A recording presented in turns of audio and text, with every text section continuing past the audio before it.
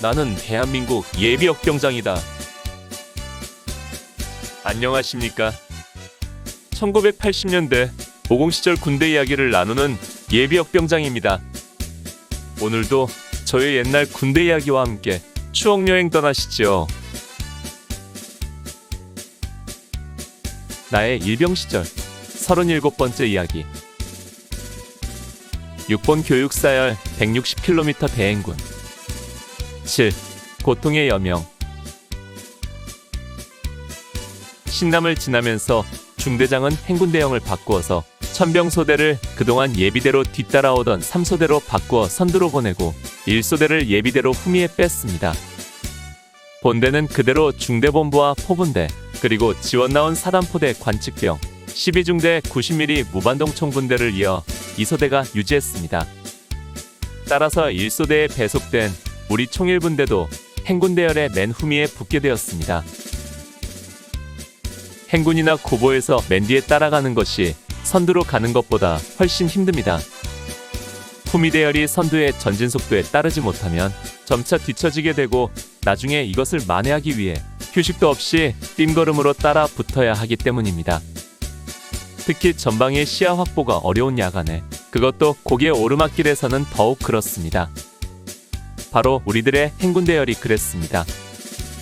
야간인데다 밤새 행군으로 지친 육체들이 고개를 오르면서 행군대열이 흐트러지기 시작한 것입니다. 본대인 2소대부터 뒤처지기 시작하여 우리 예비대보다 최소한 50m 이상 앞서가야 할 2소대 후미가 우리에게 따라 잡힌 것입니다.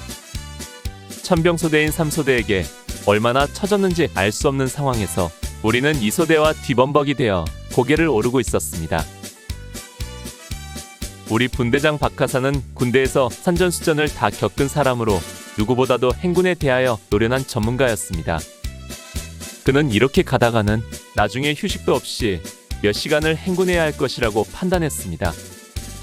그런 사태를 당하지 않기 위해서는 행군 속도가 더뎌진 지금 따라붙어야 한다고 생각한 그는 우리 총일분대를 독려하며 자기가 기관총을 매더니 고갯길을 달려 오르기 시작했습니다. 나는 분대장에게 기관총을 맡기는 것이 미안했지만 솔선하는 분대장을 따라 삼각대를 메고 뒤따라 올라갔습니다. 분대장은 어디에 그런 힘이 남아있었는지 무서운 기세로 달려 올라가고 나는 아픈 다리를 끌면서도 힘을 내어 악착같이 따라붙었습니다. 내 부사수 최일병은 조금 따라오다 이내 뒤처졌고 이총의 정병장과 손일병, 이아무개 이병도 열심히 따라 올라왔습니다. 분대장은 계속 우리 분대원들의 이름을 부르며 앞서 올라갔습니다. 최일병이 뒤처졌다는 것을 알면서도 속도를 늦추지 않고 계속 올라가 1소대 선두를 지나치고 본대인 2소대 후미를 지나쳤습니다.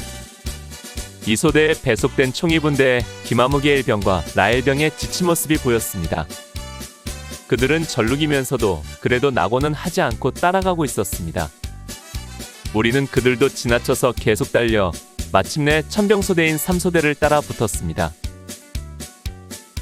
이렇듯 1시간여를 구보로 고개를 오르니 날이 훤히 밝아오며 고개마루턱이 나타났습니다. 마침내 오르막길이 끝이 난 것입니다. 땀이 온몸에서 뿜어져 나오고 얼굴에서는 땀방울이 비같이 쏟아져 내렸습니다. 옷이 살에 닿아 쓰라리고 아팠습니다. 특히 사타구니는 말할 수 없이 쓰라리고 아파서 찢어지는 것 같았습니다. 그러다 보니 걸음걸이를 엉거주춤한 모습으로 어기적거리듯 걸었습니다. 고갯마루에서 휴식을 취하고는 다시 속보로 고개를 내려가기 시작했습니다. 3소대의 선두와 함께 내려가니 3소대원들이 우리가 자기네 소대로 배속된 줄 알고 웃으며 인사를 했습니다. 1시간을 더 행군하고 우리는 어느 이름 모를 마을 어귀에 밭둑에서 휴식을 했습니다. 아무렇게나 밭둑에 눕거나 앉아서 지친 몸들을 쉬며 숨을 돌렸습니다. 한참을 쉬고 있는데 뒤처졌던 1소대 병력이 따라 붙었습니다. 그들은 선두를 따라잡기 위해 3시간 동안을 휴식 없이 행군했다고 했습니다. 비록 고개를 뛰어오르느라 힘들었지만 그래도 분대장의 판단 덕분에 우리는 2번의 휴식을 하며 내려올 수 있었습니다. 총이분대의 장아무개 상병과 김아무개 일병, 라일병의 얼굴이 땀이 범벅인 채 지친 모습을 하고 다가왔습니다. 그 힘든 와중에도 우리는 서로 얼굴을 마주보며 웃었습니다. 1981년 6월 18일 새벽 5시. 우리는 9시간 동안 40여 킬로미터를 행군하여 이름 모를 작은 마을 어기 보리밭둑에서 30여 분의 긴 휴식을 했습니다. 중대에서 우유 한 팩씩 분배해줘서 우리는 건빵을 꺼내 씹으며 허기진 속을 달랬습니다. 우리 생각으로는 이곳에서 그냥 휴식하며 아침 식사를 하고 갔으면 좋겠는데 아직 식사 명령은 없었습니다. 동력 하늘이 붉게 물들면서 길가 밭의 청록의 보리가 새벽바람에 살랑거리는 모습이 눈에 들어왔습니다. 여명이 밝아오고 있었고 그 아름다운 모습은 참으로 자연의 신비 그 자체였습니다. 정말 온몸으로 끌어안고 싶을 정도로 아름답고 청량한 풍경이었습니다. 그러나 우리의 몸은 고통과 괴로움의 연속이었습니다. 물집이 생긴 발바닥은 걸을 때는 감각이 무뎌져서 아픔을 느끼지 못하는데 조금만 휴식하면 화끈거리고 바늘로 찌르는 듯한 고통이 몰려왔습니다. 팬티에 쓸린 사타구니 역시 피부가 벗겨졌는지 말로 할 수 없는 쓰라린 고통이 느껴졌습니다. 뿐만 아니라 엄청난 땀을 배출했던 몸이 휴식 시간에는 시원한 아침 바람에 땀이 식으며 도리어 추워서 덜덜 떨려왔습니다.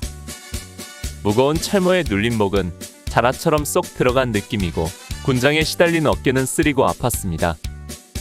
아름다운 여명의 아침. 그러나 우리들의 아침은 고통의 여명이었습니다. 오늘 추억여행에 함께 해주셔서 감사합니다. 다음 이야기를 기대해주시고 구독과 좋아요 부탁드립니다. 항백